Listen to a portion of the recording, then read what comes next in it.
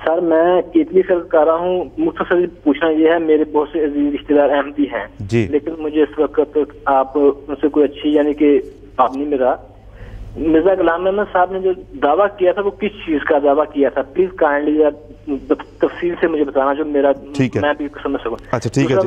दूसरी बात ये, मिर्जा गुलाम अहमद की जो वफात हुई थी वो कैसे हुई थी? ठीक है जी, बिल्कुल ठीक है। आपके दोनों जो सवालात हैं ना जनाब, उनके जवाबात जो हैं वो 8 मिनट में तो बहरहाल नहीं दिए जा सकते, ठीक है। लेकिन मैं फिर भी इमाम से दरख्वास्त करूँगा कि इमाम साहब अगर इशारत है ना उनके दोनों सवालात के जवाब दे दें तो फिर हम आगे अपने बाकी कॉलर्स के पास चलेंगे। फारूक साहब ने जो सवाल किया है, पहला है कि मसीह मौऊद अलैहिस्सलाम का दावा क्या है।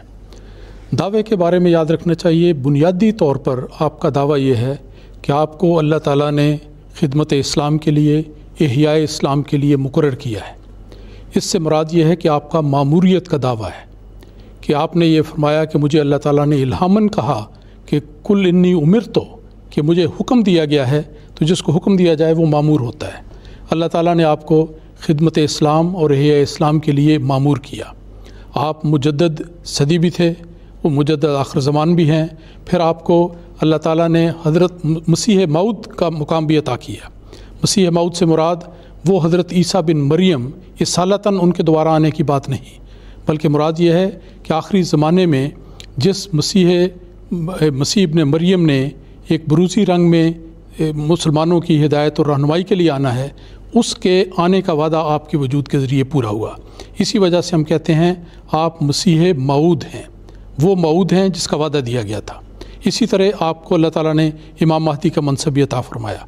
ये रसूल अकरम सल्लल्लाहु अलैहि वसल्लम की रूहानी बासत का नाम है और आपको अल्लाह ताला ने इस ज़माने में इमाम महदी का मनसब अता फरमाया। ये तो आपका दावा है, बाकी इसकी तफासिल हैं वो इंशाअल्लाह आप ख़ुद मालूम कर सकते हैं किताबें पढ़ के।